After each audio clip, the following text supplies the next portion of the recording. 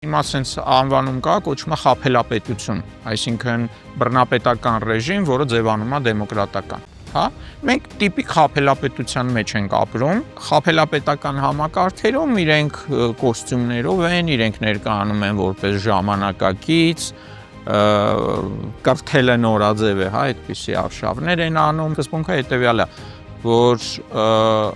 ընկերներիս ամեն ինչ, թշնամիներիս օրենք, միլիոնավոր դոլարների գումարներ են այդտեղ, չգիտեմ ինչա փոշիացել է, բայց պատասխանատուներ չկան, որովհետև պատասխանատուն առաջին հերթին կարծես թե պետք է լիներ ղեկավարը, այսինքն Տիգրան Ավինյանը։ Իրանք ասում են, եթե շեֆի հետ ես, եթե շեֆի համար ես, ուրեմն դու անպատժելի ես։ Իդեպ ամենակարևորը հենց միասնությունն է ստե, հա, որպեսզի քաղաքական դաշտի այլ խաղացողները ընդհանուր նպատակ ունենան, առանց իրար ոտի տակ փորելու, առանց իրար մեջքին խփելու, կենտրոնանան այդ հեռացման գործի վրա։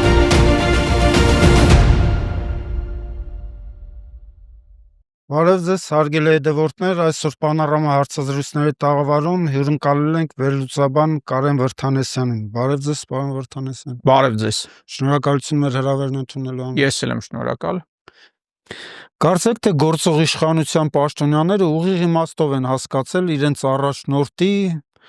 հեղափոխական բռունցքի, երկատե մուրճի ֆենոմենը եւ իրենց ընդդիմախոսներին պարբերաբար ծեծի եւ բռնության են ենթարկում երեք ազգային ժողովում, փողոցում, այսօր արդեն Երևանի վարչական շենքերից մեկում։ Ձեր գնահատականը ընդհանուր այս երևույթին եւ մասնավորապես Արթուր Չախոյանին ծեծի ենթարկելու դեպքի հետ կապված։ Ինձ թվում է սա սպասելի, նույնիսկ այդ բառը երևի թե խնդրում եմ սխալ չընկալել, բայց նորմալ զարգացում է այն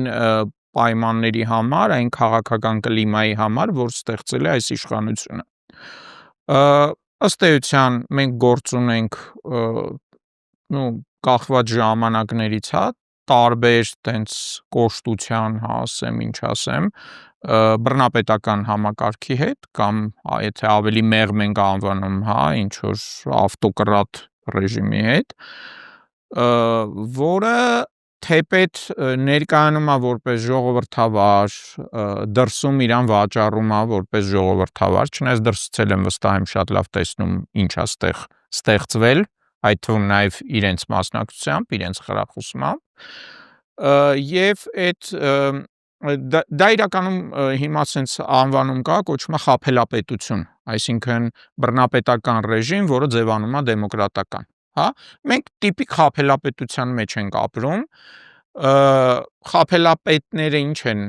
անում, հա, մի քանի բան կա,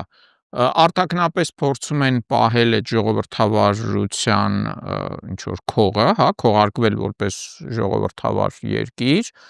անընդհատ շեշտում են, այ տեսեք, մեր մոտ ընտրություններ կա, ազատ, առանց խախտումների, լուրջ եւ այլն, թեպետ իրականում մինչև ընտրությունները ամեն ինչ անում են, որպեսզի այնպիսի հակառակորդները, ով կարող են ընտրություններում շատ ձայն հավաքեն, ինչ-ինչ պատճառներով, երբեմն մեխանիկական, ուղղակի չկարողանան մասնակցեն ընտրություններին։ Օրինակ, ոմանց քրեական գործերով են վախեցնում, ոմանց ձերբակալում են, մեր բոլոր ընտրությունները 18 թվից ի վեր ընթացել են ինչ որ մեկ էլ ընտրությունների նախորդ օրը խուզարկություններ, ձերբակալումներ, կանչել հարցաքննությունների եւ այլն։ Երկրորդ փուլում ընտրություններից հետո եթե ընտրվում է այս ռեժիմի համար անցանկալի ինչ որ անձնավորություն, նույնիսկ չի ասի թե բացեի բաց ընդդիմադիր, հա, ուղղակի ոչ իրենց այդ թայֆայից միանգամից սկսում են ճնշումները, սկսում են բոյկոտել, ասենք նույն ՔՊԻ ավականին, հա, բոլոր թիմերում մենք դրա հետ բախվել ենք, սկսում են բոյկոտել, քրեական գործեր են հարուցում մարդկանց վրա ու օրինական ձևով ժողովրդի ընտրած այդ անձին, հա, ասենք համայնքի ղեկավարին, չգիտեմ, բանտարկում են կամ ինչ որ ստիպում են հրաժարվել։ Մենք այդպիսի դեպքեր ունեցել ենք Վանաձորում, Բերդում, Ալավերդիում, Փարաքյարում, էլ որ մեկը հիշատակեմ, հա, շատ են։ Գորիսում էլի փորձում են բան անել, այսինքն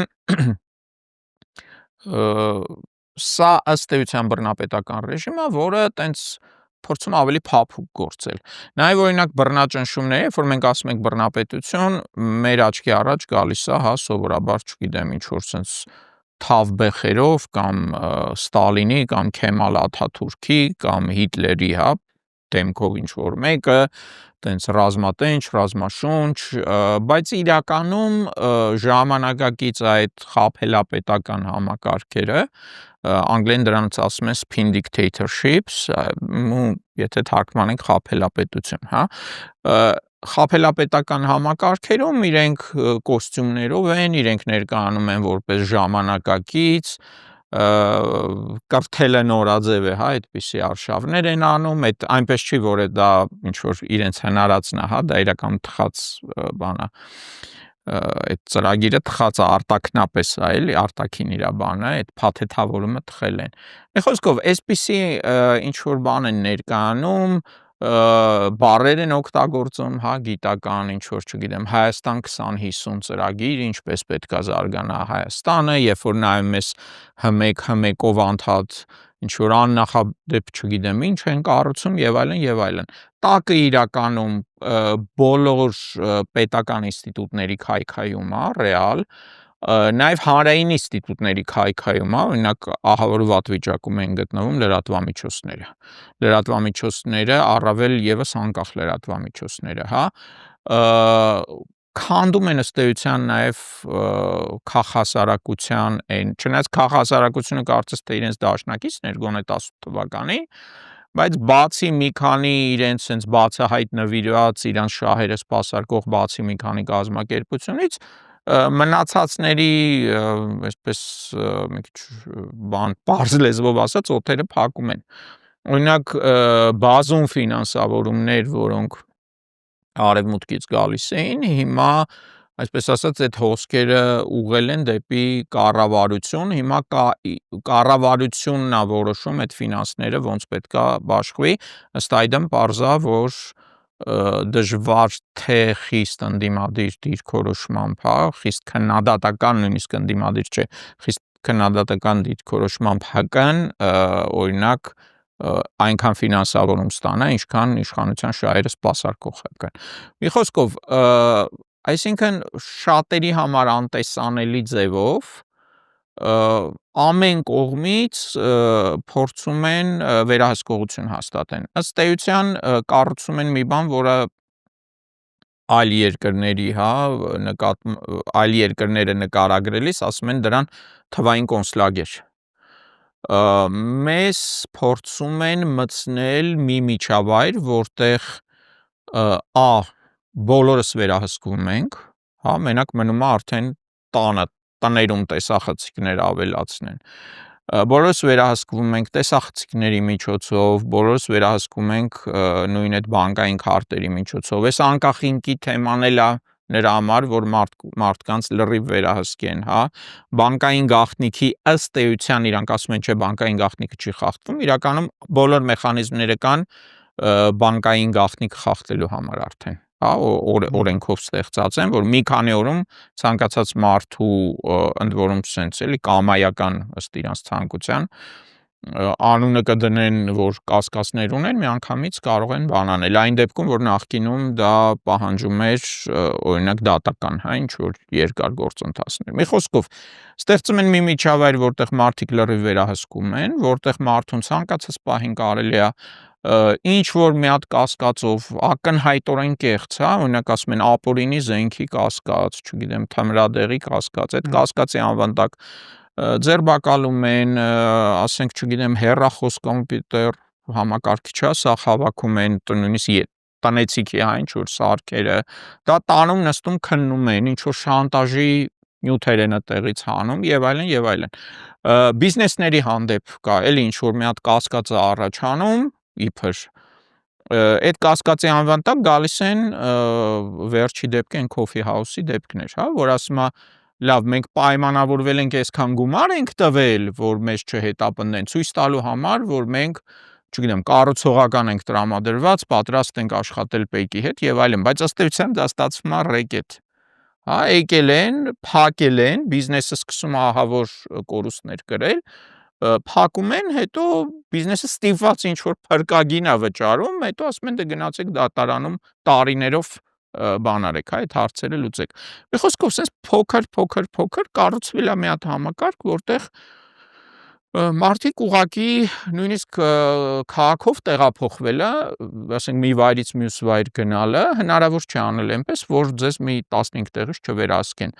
Ավտոբուսներում ըստ էության դեմքերի ճանաչման համակարգը արդեն կա, միացված աշխատում է թե չէ ես չգիտեմ, բայց այդ վալիդատոր կոչվածները ունեն նաև մեջ տեսախցիկ, այդ թվում դեմքի ճանաչման համակարգով, հա, նույնը մետրոյում։ Տաքսիներով տեղափոխությունը նույնպես վերահսկվում է, ամեն երթի մասին Պեկին հաղորդում է տրվում, որտեղից որտեղ, ինչ գումարով, հա, եւ այլն։ Այս անկանխիկացումը լրիվ վերահսկում է, մարդիկ միասին հաց են ուտում, մեկը ինչ որ չգիտեմ, օրինակ քեշով վճարում է, մյուսը հետո քարտով իրան գումարա տալիս, այդ արդեն պետք է հայտարարագրվի, հա, ճիշտ է, ինչ որ փոխեցին, հետո պարզ չի փոխեցին, թե չէ, բայց աստիճանաբար այդ ամենը մտնում է։ Այս տեսախցիկներով վերահսկողությունը, դեմքերի ճանաչման համակարգով ընդ որում, այսինքն ու մենք ինչ ենք տեսնում։ Մենք տեսնում ենք, որ իշխանության հովանավորությունը վայելող անձը կարող է տեսախցիկների առջև հարձակվեն ծեծեն մարդու, ով իրեն բարձրաձայնում է իրենց կոռուպցիայի մասին, հա, ինչ որ փաստեր, լրագրողների աչքի առաջ տեսախցիկների աչքի առաջ հարձակվեն ծեծեն, բայց օրինակ այդ համակարգերը ամբողջ ավելի շատ օգտագործելու են ոչ թե հանցագործներին բացահայտելու, այլ օգտագործելու են օրինակ ընդդիմադիրներին հետևելու համար, ում հետ հանդիպեց, ով ինչ է անում, ով որտեղ է գնում եւ այլն։ Բազում դեմքեր կան, իմ ծանոթներն էլ են օրինակ պատմում, ասենք, չգիտեմ, գողության ինչ որ դեպք կա ալնում, տեսախցիկից նկարահանած կա, ոստիկանությունը դրա վրա ուշադրություն չի դարձնում։ Բայց երբ բանի հարցա, ինչ որ ընդդիմադրի ճանաչելու հարցա, տենց վարքյանապես միանգամից նույնականացնում են։ Մի խոսքով, թվային կոնցլագեր, այդպես է կոչվում։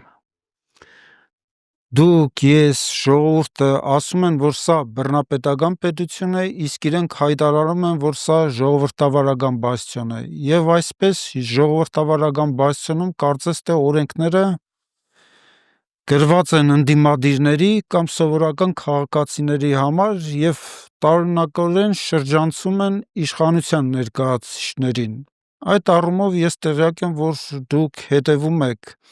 Նիկոլ Փաշինյանի կորտեջի կողմից վրաերթի ենթարկված եւ սպանված Սոնա Մնացականյանի գործին։ Ինչ ունենք այստեղ։ Եթե կարելի է ի հավելում ձեր առաջի ասացի, հա, այդ որ օրենքները գործում են ժողովրդի համար, ընդդիմադիրների համար, բայց ոչ իրենց, դա ստանդարտ ֆաշիստական պետության ստանդարտ բանաձև է։ Տարբեր մարդկանց է վերագրվում, ով է դա ասում է, մեկը ասում է Մուսոլինի, մյուսը ինչ որ ուրիշ մարդու, բայց սկզբունքը հետեւյալն է, որ ընկերներիս ամեն ինչ, թշնամիներիս օրենք, հա, եւ թշնամիներին, այսինքն ընդդիմադիրներին կամ ուղղակի շարքային քաղաքացիների հանդեպ օրենք կարող է կիրառվել ամենայն խստությամբ, իսկ օրինակ յուրայինների համար այդ օրենքները շատ մեղմ են կիրառվում կամ ընդհանրապես չեն կիրառվում։ Մենք ունենք բազում օրինակներ կոռուպցիայի, sense ճճացող, աչք ծակող դեպքերի, հա, օրինակ Անիվ այդ հայտնի հիմնադրամը, որ sense մեկը մյուսի հետևից սկանդալներ են ֆինանսական, միլիոնավոր դոլարների գումարներ են այդտեղ, չգիտեմ ինչա փոշիացել, հա, բայց պատասխանատուներ չկան, որովհետև պատասխանատուն առաջին հերթին կարծես թե պետքա լիներ ղեկավարը, այսինքն Տիգրան Ավինյանը, բայց չկա։ Իսկ օրինակ կարող են գնալ ընդդիմադիր ինչ որ անձից պահանջել դեռ խորհրդային միության ժամանակ եկամուտների մասին տեղեկանք, հա, թե քո պապդ ինչ է ստացել, օրինակ, հա, ինչ աշխատավարձ է ստացել պապդ 91 թվականի աշնանը։ օրինակ, հա։ Ինչ վերաբերում է Սոնա Մնացականյանի դեպքին, ըստ էության մենք գործ ունենք հենց նշածս այդ համակարգային, այսինքն պետական համակարգի կողմից կամ իշխանական համակարգի ավելի ճիշտ, որտեվ դա ըստ էության պետությունը զավթած ուժ է, հա, չխառնենք իրար պետությունը եւ նրանց, ովքեր այդ պետությունը ըստ էության զավթել են, մեզ էլ պատանդ են պահում, այդ իշխանական համակարգի միտումնավոր, ես համարում եմ միտումնավոր ձևով ստեղծած անպատժելիության սենց մթնոլորտ է, հա, ըստ էության ինչ են ասում այդ եւ այդ դեպքով եւ նմանատիպ այլ դեպքերով, հեսա կանրադառնամ դրանց, իրանք ասում են, եթե շեֆի հետ ես, եթե շեֆի համար ես, ուրեմն դու անպատժելի ես, հնարավորինս, ինչով կարող ենք քեզ պահելու ենք։ Սոնա Մնացականյանի դեպքը, հա, կոնկրետ Նիկոլ Փաշինյանի շարասյունը առաջի դա դեպքը չէր, երբ որ ստեղծում էր խնդիրներ։ Այդ վարելու ձևը, այդ աշխարհը իմն է, հա, այդ մոտեցումը, որ եթե շարասյունը շարժում է, ամբողջ քաղաքը պետքա փախնի, հեռանա, քաղաքացիները պետք է, չգիտեմ, փախնեն, փրկվեն այդ շարասյունից, հա, այդ ձևի նաև այդ ցուցադրվում է, այդ մենք անպատժելի ենք, մենք ինչ ուզում ենք կարող ենք անենք, հա, ու առաջի դեպքը չի դա։ Եթե լիներ միայն Սոնա Մնացականյանի դեպքը, կարելի էր քննարկել դա դժբախտ պատահար է, թե ինչ է։ Եթե այդ դեպքով միանգամից բոլոր կասկածյալներին, մեղավորներին պատշաճ ձևով, հա, քննություններ հարուցվեին, չգիտեմ, գուցե մեկին արդարացնեին, մեկին պատժեին եւ այլն հնարավորինս արագ ձևով, դա էլի կարող էինք ասենք, որ այո, համակարգի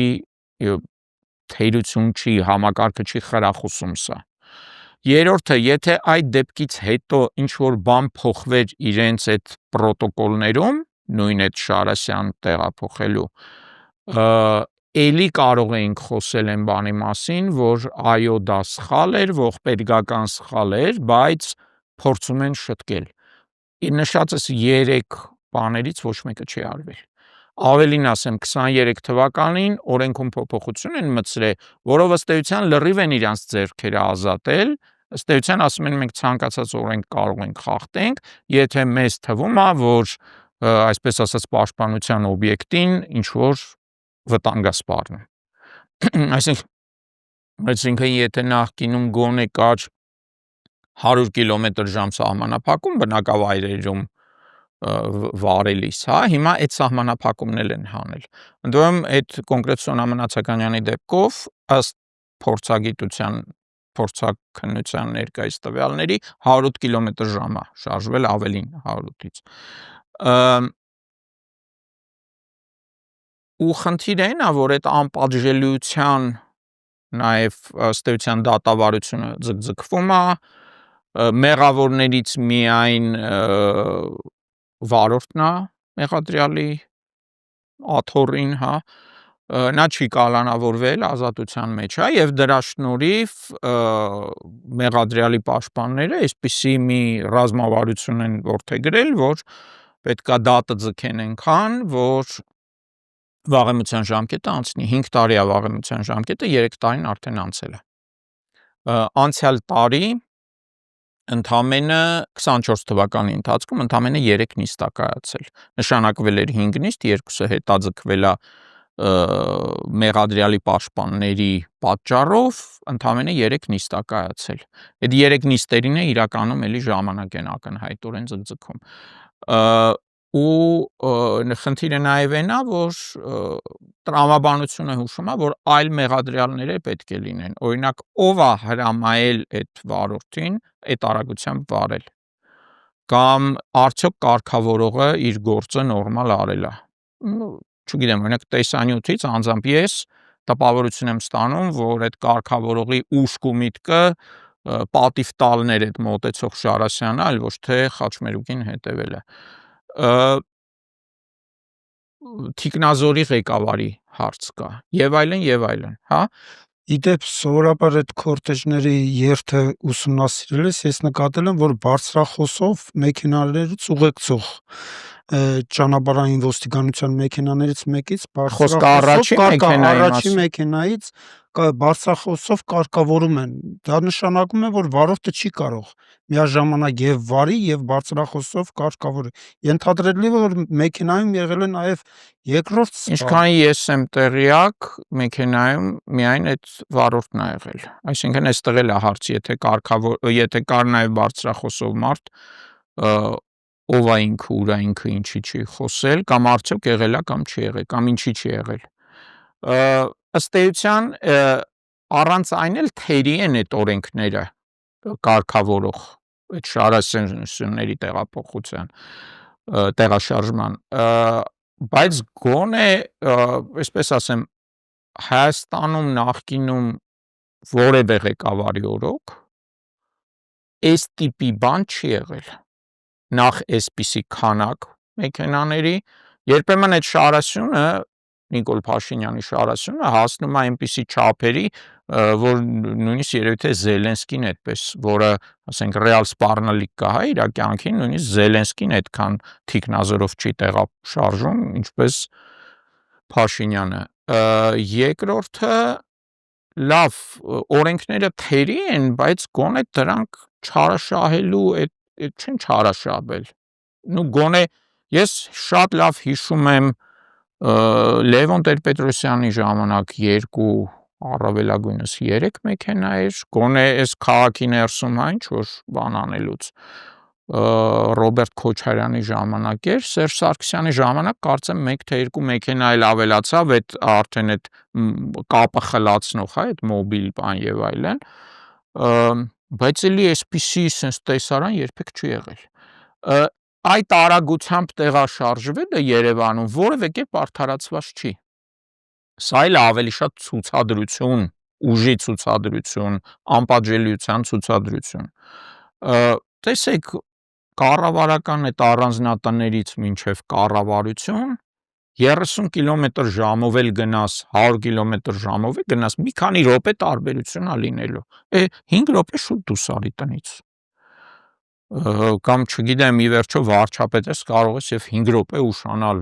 եթե բանա, կամ չգիտեմ, կառավարությունից գնում են ազգային ժողով, հա, էլի մի քանի րոպեի տարբերություն, այսինքն այդքան մարդու կյանքը վտանգի տակ դնել, ինչա թե ցույց տալ, որ այ ես այսպես քաղաքի թագավորն եմ, չգիտեմ ինչն եմ, դա ժողովրդավարության հետ որևէ կապ չունի, օրինապահության հետ կապ չունի։ Նախկին իշխանություններին շատ բաներում էին մեղադրում, բայց չկար այսպիսի բան, այս ծավալի, այս տեսքով, ու նորից կրկնեմ, սա միակ միջադեպը չի, էլի եղել են վթարներ, եղել են վիրավորներ, զոհեր բարեբախտաբար չեն եղել են վիրավորներ, եղել են ծանր վիրավորներ, մենք նաև տեսնում ենք, որ պարզում է Աննա Հակոբյանն էլ շարասյուն ունի, պարզ չի ինչ սկզբունքով, հա, իրեն էլ են ոստիկանության մեքենաներ ուղեկցում, էլի վթարների մեջ են ընկնում, ընդ որում էլի փորձում են դա կոծկել, հա, չեն մեկնաբանում։ Մենք տեսնում ենք պաշտպանության նախարարն է արդեն ոչ առաջի անգամ իր ծառայողական մեքենան է խնդիրների ինչ որ բախվում։ Հիշացնեմ, նախորդ անգամ էլ երեխա էր տուժել, վիրավորվել, նույնիսկ արհեստական կոմայի մեջ էին մտցրել այդ երեխային, հա, հետո Ալեն Սիմոնյանի ուղեկցող մեքենաներն էին վթարի նախորդ տարի այդ նույնիսկ չեմ էլ հիշում, հա, տեսեք, արդեն այնքան շատ են այդ դեպքերը մոռացվում, անդվեմ այս քանի որ ապրիլի 26-ին լրանում էր 3 տարին Սոնա Մնացականյանի զոհվելու, մի տենց ծանոթներիս հետ իմ շրջապատում շատ այդ թեման քննարկվեց, պարզվեց նույնիսկ մարդիկ, ում ես անձամբ գիտեմ, մի քանի միջադեպ էլ հենց իրենց հետ ա եղել, ասենք քաղաքից դուրս այդ ուղեկցող մեքենաները Շարասյանը այնպես են վարում, որ անընդհատ վթարային իրավիճակներ են ստեղծում, ավտոմեքենաները բրդում են դուրս բանից, հա, ճանապարհից, հəլավ այդ մի գիծը կա, գնացեք այդ գծով։ Ինչ պարտադիր է մարդկանց շպրտել, իրարամերժ հրահանգներ են տալիս, մի տեսանյութ կա, հենց 22 թվականից ի դեպ մինչև Սոնա Մնացականյանի դեպքը, երբ ուղեկցող առաջին մեքենան ասում է հաճ-քաշի կանգնի վարորդին, հետևից եկող մեքենան գոռում է թեխի ես կանգնեք քշի։ Այսինքն այս քաոսը, որը հատուկ է ստեղծվում, այդ քաոսի պայմաններում, ասենք, քաղաքացին պետք է մտածի, արժի ես հիմա դուրս գամ փողոց, որտեվ, չգիտեմ, Սրանջ Շահրասյանը անցնելու ժամանակն է։ Ու այդ բանը արդեն տարածվում է նաև մյուսների վրա, ավելի ցածր, հա, մակարդակի պաշտոնյաների վրա։ Արդեն ուղեկցող մեքենան առանձին, երբ որ մեքենա է, մենք էլի տեսանյութ կա, որ չգիտեմ, կանաչ լույսի տակ հետիոտնային անցումով անցնող կանանց սենց արանքով քշում գնում է հանդիպակաց գծով մտնելով։ Իսկ քանի նման միջադեպ կա, որոնք չեն արձանագրվել, չեն տեսանկարվել ու գիտեն մենակ մարդիկ, ինչ որոնք կողքից տեսել են, բայց չեն խոսում այդ մասին։ Այսինքն սա մի հատ համատարած խնդրեմ է դառել, այս անպատժելիությունը, խրախուսվող անպատժելիությունը, համակարգային անպատժելիությունը։ Նման բազմաթիվ վրայի հերթերի դեպքեր կան այն դեպքում, որ կարծես թե պարեկային ծառայությունը ստեղծված է զուտ պետական պաշտոնյաների մեքենաները ուղեկցելու, խաչմերուկներ փակելու համար։ Ես ամեն օր Նալբանդյան խաչմերուկով, Սայաթ-Նորվա Նալբանդյան խաչմերուկով գալիս եմ աշխատանքի եւ շատ հաճախ է լինում, որ նույնիսկ ներքին գործերի այդտեղով անցնում է դեպի ներքին գործեր տանող ճանապարհը, ներքին գործերի նախարարության ինչ որ վարչության պետի մեքենայի համար կանգնեցնում են ամբողջ խաչմերուկի երթը եւ խցանում մի խաչմերուկից մյուսն է հասնում ու անցնում է առանց տարբերանշանների ինչ որ սեդան դասի մեքենա, որին միայն պատիվ տվող պարեկներն են ճանաչում, այդպես համատարած է։ Կառավարության այդ նիստերի օրերին 5-շաբթի միշտ այդպիսի իրավիճակ է, միշտ կարող են 10-15 րոպեով, ասենք, Նալբանդյանը փակել, սպասացնել մարդկանց, ինչա թե չգիտեմ, ինչ որ մեկը երկու խաչմերուկ բարձրանում է վերև, էլի աբսուրդ է։ Ու ցավոք դա սկսել է ընկալվել որպես նորմա, այսինքն եթե նախկինում այսպիսի բան անեին, անընդհատ այս մասին խոսեին, հա, փոքրից մեծ, ամեն մի տաքսու վարորդ դրա մասին խոսելու էր, հիմա դա կարծես թե դառել է սովորական, որ սրանց մեքենաները գալիս են, փախնենք փրկվենք։ Այս պահվածքը օրինակ այդպես իրենց կպահեն ինչ որ օկուպանտները օկուպացված երկրում։ Այն ձևով որ քշում է այս Շահրասյանը, մենակ, չգիտեմ, գնդացիներն է պակասում, որ տնեն ավտոների վրա ու կդառնա, չգիտեմ, Բաղդադի ամերիկյան օկուպացիայից տեսարաններ, այն ժամանակ էլ էին ամերիկացիներ, հա, 2003-4-5 թվերին Բաղդադում այդպես էին քշում իրաքյան քաղաքներում։ Մեր մոտ այնպիսի տպավորություն է, այսինքն իրանց պահվածքը այնպիսին է, կարծես իրանք տենց ինչ որ օկուպացիոն ուժ են, օկուպացիոն ռեժիմ են, որը օկուպացված երկրում այտենց տեղաշարժվում է։ Ու նորից կրկնեմ, դա բացատրում են անվտանգության խնդիրներով, այդպես անվտանգություն չեն ապահովում, դա անվտանգային չի, դա ավելի շատ վտանգներ է ստեղծում, այդ թվում այդ նույն կորտեժի համար։ Երկրորդը, չգիտես ինչու այդ վտանգը չկա, երբ որ հեծանիվ է քշում, հա, այսինքն ինչ է ստացվում, հեծանիվ է քշում, դուրս են գալիս բոսնելու իրանց այդ բաներով, հա, ցուցադրական։ Եվ այդ ժամանակ վտանգ չկա, հենց նստում ավտո միանգամից վտանգ է առաջանում։ Դե եթե տենց մեծ վտանգ է իր կյանքին սպառնում, գուցե կառավարության նիստերն էլ անեն իրանց առանձնատանը։ Այդ դեպքում գուցե համ քաղաքացիներին ավելի ապահով կլինի, համ իրեն, էլի։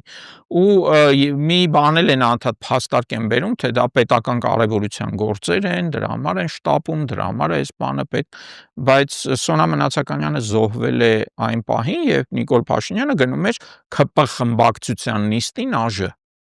Ոչ մի պետական կարևորության գործ այդտեղ չկար այդ ժամանակ։ Այդ նույն Սյունիքում վթարը որևէ պետական կարևորության բան չէր, ըստ էության իրանց նախընտրական քարոզարշավն էր այդ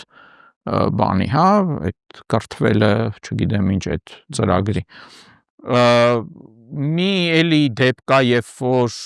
22 թվականին Կարին Տոնոյանի մեքենան են, հա, տես դուրս մղում, իրանք Շահրասյունով անցնում են քաղաքից դուրս, Դա էլ նախընտրական փուլ էր, այսինքն իրանց նախընտրական արշավներ 21 թվականի գարնանը։ Այսինքն ինքը նույնիսկ վարչապետ էլ չէր այդ ժամանակ, ինքը թեկնածու էր։ Ու Սուրեն Պապիկյանի օրինակ այս դեպքը, հա, ասում են ինքը մեքենայում չէր, բա ինչի էիք այտենց քշում։ Այդ Սուրեն Պապիկյանի վարորդը ինչ է այդպես վարում։ Այդ պատերազմ էր սկսել, այդ ինչ էր եղել, որ Կիրակի երեկոյով այդպես քշում ես, որ չես կարողանում մեքենան կառավարես, գալիս խփում ես կայանած մեքենաներին, բարեբախտաբար առանց զոհերի։ Մի խոսքով, այս անպատժելիության, այս մթնոլորտը, չգիտեմ, այս խրախուսվող անպատժելիության մթնոլորտը սենց տիպիկ բռնապետական դրսևորում է։ Իդեպ նկատենք, որ արդեն խցանումներում հայտնվող վարորդներն են ավելի հաճախ սկսել բողոքել, նաև բերման են ենթարկում, արտարացի բարձրաձայն։ Հա, իդ որում հիշացնեմ էլի, սա էլ առաջի միջադեպը չի։ Մի միջադեպ էլ եղել էր, կարծեմ, Իջևանի կողմերը, հիշում եք, ինչ որ 3 հոգու տենց պարեկները ծեծել էին, չգիտեմ ինչ էին արել, հա, որ բավականաչափ արագ չէին փախել փողոցից, որտեվ բաններ անցնում, շարասյուններ անցնում։ Մի խոսքով, ինչ ասեմ, դեմոկրատիայի բաստիոն։ Դեմոկրատիայի բաստիոնում ներկայումս ձեռնարկվել է իմպիչմենտի գործընթացը։ Ինչ եք կարծում, հնարավոր է իմպիչմենտով ազգային ժողովով հասնել Նիկոլ Փաշինյանի։ Ես ճիշտն ասած շատ տարբեր ճանապարհներ կան այս ռեժիմից ազատվելու, բայց արդյունավետ որպեսզի լինի գործիքակազմը, անհրաժեշտ է հանրային լայն մոբիլիզացիա ու կազմակերպված աշխատանք, կազմակերպված շատ տարբեր շերտերում։ Այդ կազմակերպական ենթակառուցվածքն է, որ ես չեմ տեսել ցավոք որևէ շարժման դեպքում։ Այսինքն Նիկոլ Փաշինյանի ժամանակ 18 թվականին, երբ որ իշխանությունը զավթվեց Հայաստանում 18 թվականի ապրիլին, թվում էր, թե դա ինչ որ ինքնաբուխ, հա, ժողովուրդը դուրս եկավ եւ այլն, բայց դրա հիմքում կային բազում ցանցեր արևմուտքից ֆինանսավորվող ՀԿ-ների, ցանցեր կրոնական տարբեր կազմակերպությունների, որոնք ակնհայտորեն աջակցում էին իրենց էջերով, պրոֆիլներով, ու ակնհայտ է, որ նաև մարդիկ էին հանում փողոց, հա։ Ցանցեր կար որոշ գործարարների, այսինքն նույնիսկ այն ժամանակվա քաղաքական էլիտայի ներսից կային մարդիկ, որոնք իրենց այդ ամբողջ ենթակառուցվածքները օգտագործեցին այստեղ, հա։ Հիմա իմ հարցը իմպիչմենտով էլ է հնարավոր հեռացնել Նիկոլ Փաշինյանին, նույնիսկ ընտրություններով է հնարավոր հեռացնել Նիկոլ Փաշինյանին, բայց միայն այն դեպքում, երբ որ կա կազմակերպված, նպատակաուղղված, միասնական ուժեր, իդեպ ամենակարևորը հենց միասնությունն է ստեղ, հա, որպեսզի քաղաքական դաշտի այլ խաղացողները ընդհանուր նպատակ ունենան, առանց իրար ոտի տակ փորելու, առանց իրար մեջքին խփելու, կենտրոնանան այդ հեռացման գործի վրա, հա։ Այդ դեպքում իմպիչմենտն է կաշխատի, չգիտեմ, արտահերթ ընտրություն էլ կլինի, հերթական ընտրությունով կլինի իրան հանել եւ այլն եւ այլն։ Ըստ էության Նիկոլ Փաշինյանը ավելի շատ ունի աջակցություն Հայաստանի թշնամիներից, քան Հայաստանի ներսում, բայց Հայաստանի ներսում շատ տարբեր ուժեր, խմբեր, խավեր ահա որ պառակտված են, այդ պառակտվածությունը ամեն կերպ խրախուսվում է, այսինքն բաժանիր, որ իշխես սկզբունքն է, դրա հաշվին դեռ կարողանում է մնալ իշխանության։ Էսա բանաձևը, հա, այսպես ասած հեղափոխության բանաձևը, այդ ես չեմ հնարել, հայտնի բանաձևը, դա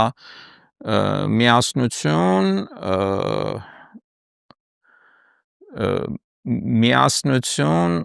կարգապահություն, խոսքը ոչ բռնի կարգապահության մասին է եւ ընդհանուր նպատակ, այսինքն տեսլական, ապագայի ընդհանուր տեսլական։ Այդ տեսլականի շնորհիվ կառուցվում է այդ միասնությունը,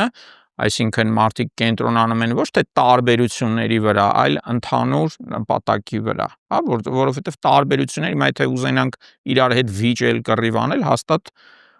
կարծիքների տարբերություն կլինի, կգցնենք թեմաներ, հա, ինչի շուրջ վիճենք, բայց պետքա դրանք հասկանալ, որ աղետ է, մենք հիմա աղետի մեջ ենք ապրում եւ այդ աղետը բերելու է Հայաստանի կործանմանը, երբ որ դա հասկանում ես, սկսում ես արդեն ընդհանրությունների վրա կենտրոնանալ, հա, այսինքն միասնություն, կարգապահություն, ընդհանուր նպատակ, այդ երեքը երբ որ կա, իշխանությանը հեռացնելը շատ արագ է լինելու, բայց այդ երեքը պատրաստելը շատ լուրջ ժամանակ ու ներդրում է պահանջում, մի բան, որը ցավոք գոնե ես չեմ նկատում։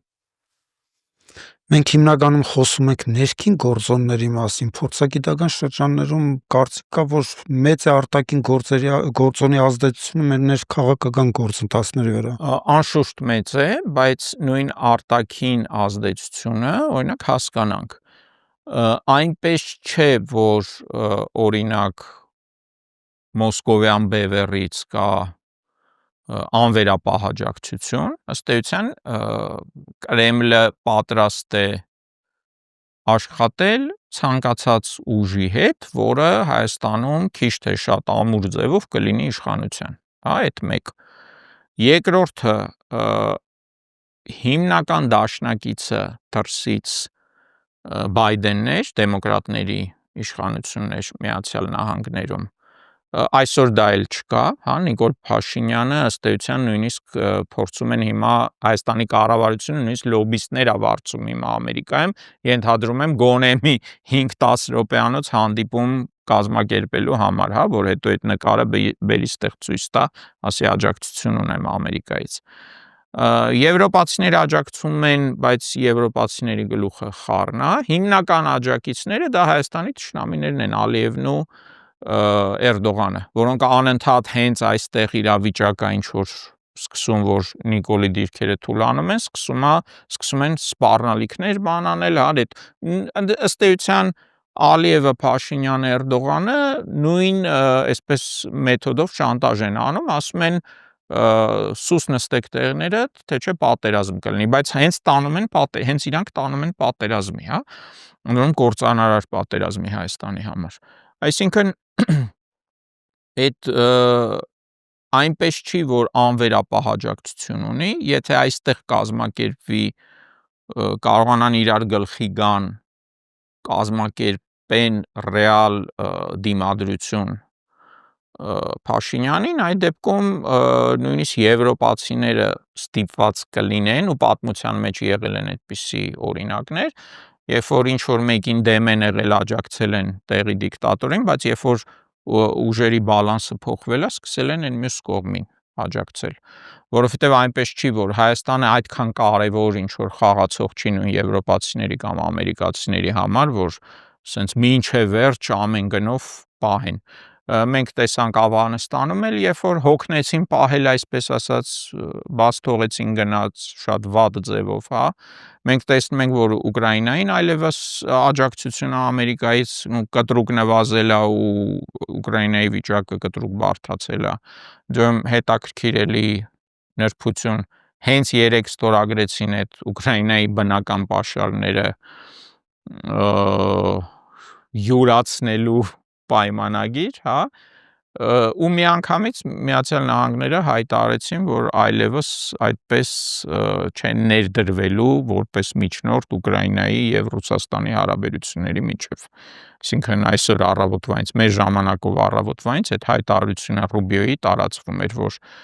սրա ասում եմ, մինչև այդ մենք որտեղ միջնորդության թեմա կար, մեզ կանչում էին, մենք վազելով գնում էինք, հիմա էլ չենք գնալ Ռուսաստանի եւ Ուկրաինայի միջև։